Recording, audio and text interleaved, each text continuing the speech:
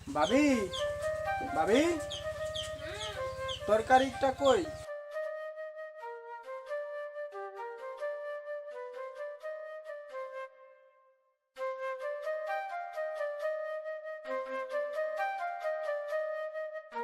ভাবি, শুধু তরকারি দিলেন, একটা ডিম ভাজি দাও। ডিম কি ঘরে বসে জন্ম নিচ্ছে নাকি? শুয়ে বসে 3 বেলা ঘরে বসে খাচ্ছিস আর তোর ভাই গাধার মতো খাটতেছে, আর তুই নবাবজাদার মতো ঘুরে বেড়াচ্ছিস। অকম্মা একটা, এত বড় হয়েছিস, তোকে লেখাপড়া শেখানো হয়েছে কি বেকার ঘুরে বেড়ানোর জন্য? আবার বলতেছে ডিম দাও। ভাবি কথাগুলো এভাবে না বলে একটু ভালোভাবে বলতে পারতো। ডিম নেই, নিজেকে আজকাল একটু বোঝা মনে হচ্ছে।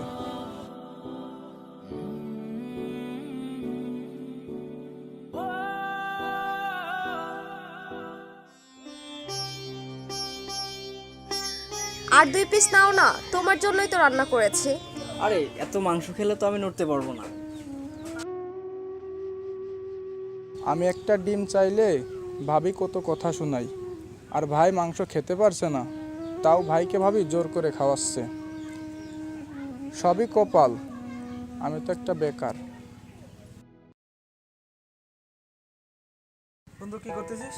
বন্ধু এই কিছু জিনিসপত্র ফুরাই গেছে, তার লিস্ট করছি, বুঝছিস? আনতে হবে তো। কিরে বন্ধু মিঠু, ব্যবসার পরিবেশটা তেমন ভালো চলছে না রে। কিছু টাকা ধার দিবি, একটু ব্যবসাটা বাড়াতাম।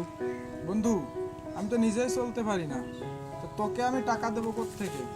এ বন্ধু, টাকা পয়সা যদি ধার না দিতে পারিস তাহলে অযথা আমার দোকানে বসিস না, আমার ব্যবসার ক্ষতি করিস না।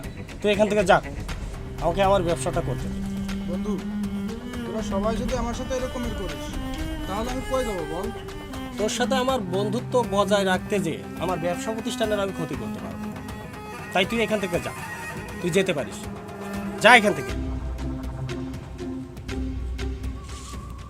যত সব উটকো ঝামেলা। আরে বন্ধু, তুই মিঠুর সাথে এরকম ব্যবহার করিস কেন?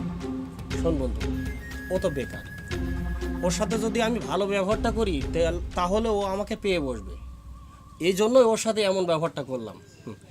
এটা একটা টেকনিক, বুঝেছিস বন্ধু?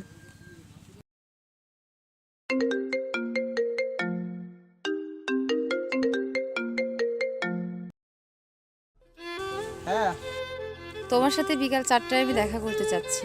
আমি খালপাড়ে অপেক্ষা করছি তোমার জন্য। তুমি তাড়াতাড়ি চলে এসো, জরুরি কিছু কথা আছে।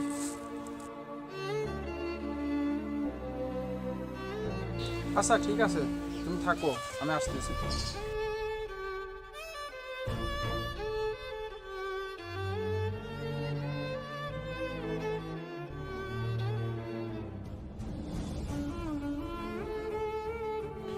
ভাইয়া, আমাকে 100 টাকা দেন, আমার খুব আর্জেন্ট দরকার।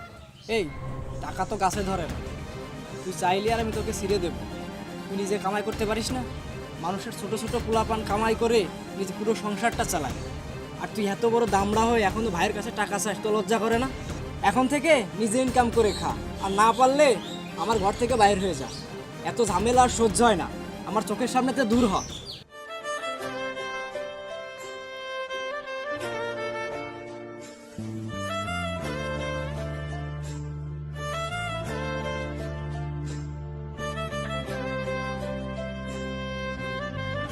কি বলবো, এত তাড়াহুড়া করে কেন ডাকলে?